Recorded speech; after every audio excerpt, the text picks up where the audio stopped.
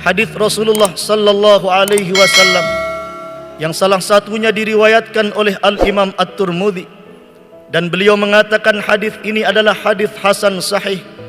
Rasulullah sallallahu alaihi wasallam bersabda, "Man lam yashkurin nas lam yashkurillah." Siapa orang yang tidak berterima kasih kepada sesama manusia, maka dia tidak bersyukur, tidak berterima kasih kepada Allah Subhanahu wa taala. Ma'asyiral muslimin, berterima kasih kepada pahlawan, bersyukur atas keberadaan jasa perjuangan mereka, paling tidak kita wujudkan dalam dua manifestasi. Yang pertama, kita senantiasa mendoakan mereka.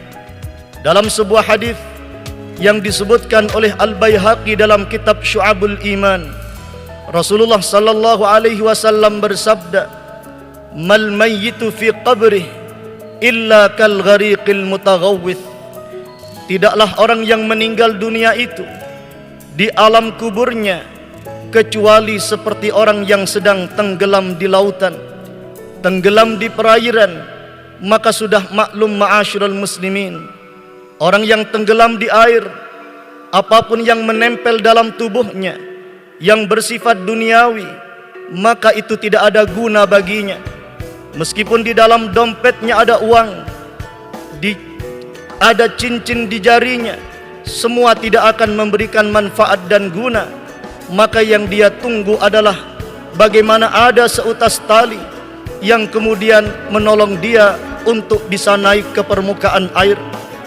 Maka Rasulullah sallallahu alaihi wasallam menyatakan, ketika orang meninggal dunia berada di alam kuburnya seperti orang yang tenggelam di air, maka apa yang dia tunggu? Yantadhiru da'watan talhaquhu min abin au ummin au sadiqin au akhin lahu. Dia menunggu doa yang dikirimkan oleh ayahnya, barangkali ayahnya masih hidup. Dia menunggu pula doa dari ibunya, dari saudaranya, dari kawannya. Fa idza lahiqathu, kalau kemudian benar-benar doa itu dipanjatkan dan sampai kepada dia, kanat ahabba ilaihi minad dunya wa ma fiha, maka doa itu lebih dia cintai daripada dunia beserta isinya. Dalam pungkasan hadis, Rasulullah sallallahu alaihi wasallam kemudian menyatakan, inna hadiyatal ahya lil amwat al istighfaru lahum. Maka sesungguhnya sebaik-baik hadiah dari orang yang masih hidup kepada orang yang meninggal dunia adalah dengan memohonkan ampun kepada mereka orang-orang yang sudah meninggal dunia itu. Para pahlawan, orang-orang yang secara tidak langsung berjasa bagi kehidupan kita. Secara jasad mereka berada di alam barzakh, maka masuk dalam konteks secara umum kita perlu dan butuh untuk mendoakan mereka. Dan inilah manifestasi kita berterima kasih kepada mereka sebagai wujud syukur kita yang pertama. Adapun yang kedua, ma'asyiral muslimin, manifestasi wujud kita berterima kasih dan bersyukur atas jasa perjuangan mereka adalah dengan meneruskan perjuangan dan cita-cita mereka. Tentu mereka merebut kemerdekaan ini tidak mudah. Mereka memperjuangkan dengan berdarah-darah, sedangkan bagi kita hanya semata sebagai hadiah. Hadiah yang sudah kita terima. Maka bagaimana kita mengisi kemerdekaan dengan baik dan benar, mengisi kemerdekaan dengan sesuatu yang bermanfaat. Ini adalah wujud kita berterima kasih dan bersyukur sekaligus kepada Allah Subhanahu wa taala. Al-Khattabi dalam kitab Ma'alimus Sunan ketika memberikan keterangan untuk hadis riwayat Imam Tirmidzi itu, Al-Khattabi mengatakan bahwa orang yang terbiasa berterima kasih kepada seseorang atas kebaikannya, maka dia akan mudah bersyukur kepada Allah Subhanahu wa taala. Tapi siapapun yang kebiasaannya tidak mudah berterima kasih kepada orang lain atas kebaikannya, maka dia akan sulit dan tidak menjadi kebiasaannya untuk bersyukur kepada Allah Subhanahu wa taala. Berterima kasih dan bersyukur ma'asyiral muslimin paling tidak memiliki dua makna. Yang pertama adalah makna zahir dan yang kedua adalah makna hakikat.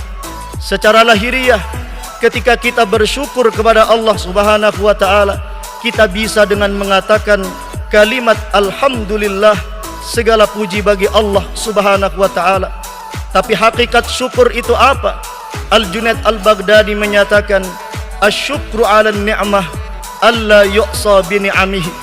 Mensyukuri nikmat adalah dengan cara tidak menggunakan nikmat itu untuk melanggar aturan zat yang telah memberi kita nikmat. Artinya ilustrasinya apa, ma'asyiral muslimin? Ketika kita mensyukuri nikmat mata dengan segala fungsi dan manfaatnya ini, bagaimana cara secara hakikat kita mensyukurinya? Adalah dengan cara menggunakan mata ini untuk beribadah kepada Allah Subhanahu wa taala.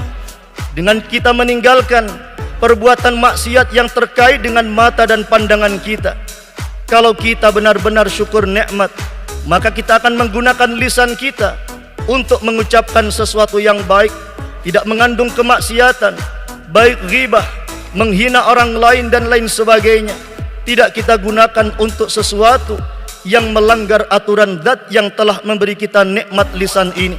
Bila kita benar-benar bisa mengamalkan itu, maka berarti kita sudah syukur nikmat. Tapi sebaliknya ma'asyiral muslimin, bila lisan kita ini yang merupakan karunia nikmat dari Allah Subhanahu wa taala, kita gunakan untuk bermaksiat. Bermaksiat melanggar aturan siapa? Melanggar aturan zat yang telah memberi nikmat lisan dengan segala fungsinya ini. Berarti kita telah kufur nikmat.